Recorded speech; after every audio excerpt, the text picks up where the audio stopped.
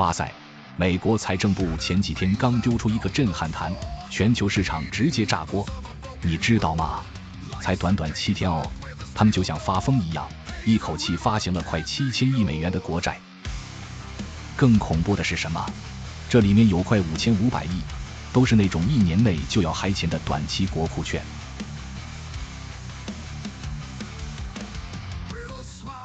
很多人天真的以为买短债很安全，但我跟你讲实话，美利坚政府现在根本是在用以卡养卡的方式在过日子，这个债务火药桶随时会爆炸。你看美国财政有多夸张，政府关门停摆43天，结果债务不但没少，还暴增了快7000亿。为什么拼命发这种短期债？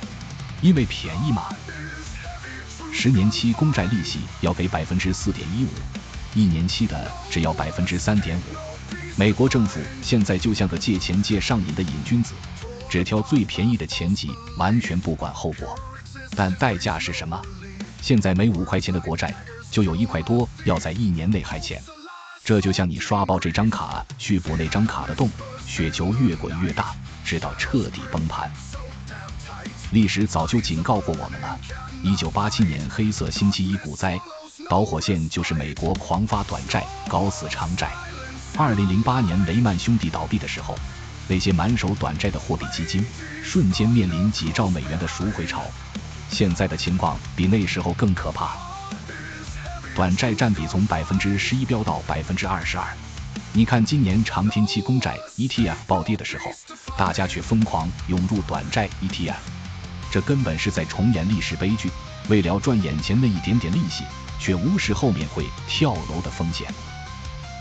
还有一个超级危险的讯号，在上周那场拍卖会里，外国的官方机构，也就是那些国家队，竟卖出了200多亿，结果是谁在接盘？是散户。散户冲进去接了2000多亿啊！这种聪明钱在撤退，散户在冲锋的结构，就是标准的流动性危机前兆，也是大户准备割韭菜的讯号了。同时间，10年期国债的风险贴水还在飙高，投资人已经意识到长期拿着美债风险超级大，加上政治风险根本是在火上浇油。美国2党恶斗，政府动不动就关门，搞不好明年1月底又要再来一次。像穆迪、惠誉这些信评巨头都已经动手或者准备动手降评了。如果再一次降评，全球金融机构都会被强迫要把手上的美债价值打折计算。你还记得2024年10月吗？光是一个政治危机，就让美债市场一天蒸发掉 3% 的流动性。你要知道，现在短债的规模可是当时的3倍哦。最讽刺的是，美国最大的债主日本，他们虽然还持有 1.2 兆美债，但那也是因为日元暴跌被逼得不得不自救。金融大鳄格林斯潘讲过一句名言，当音乐停止的时候，流动性会瞬间消失，但在派对结束前，大家都在装死继续跳舞。现在美国短债规模大到这种程度，只要有 5% 的资金想撤，大概3000多亿美元，就足够让整个市场直接瘫痪。这个威力相当于2024年债灾的3倍。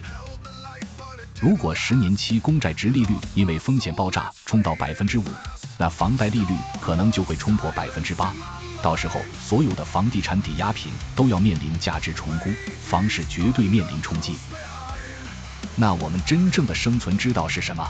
你看看人家挪威主权基金怎么操作，他们很聪明，只把 35% 的钱放在美元资产，其他全部还有分散到全球不动产、新兴市场。去年的获利比死抱着美债的日本养老金高出了 4% 以上。当美利坚在债务泥淖里越陷越深，分散投资才是你穿越这场风暴的诺亚方舟。美国短债这种疯狂扩张，根本是在国家信用上跳刀尖舞。当这 6.59 兆的债务每一季都要玩一次借新还旧的游戏，当政治恶斗跟信用降频变成家常便饭，当全球央行都有默契的默默退场，这场靠债务堆出来的虚假繁荣，终究会在流动性前掉的那一瞬间现出原形。历史正在响起警报，真正的危机从来不是债务有多少，而是大家对风险集体装瞎。当短债这个烟火在夜空炸开的时候，照亮的可能是救金融秩序最后的狂欢派对。你觉得美利坚有办法走出这个债务死循环吗？如果是你，你会选择去抢那点短期的高利息，还是宁愿守住长期的稳定？在底下留言告诉我你的判断。